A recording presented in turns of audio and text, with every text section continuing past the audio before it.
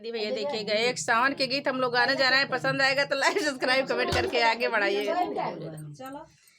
पछुआ से आनी आईली पूर्व से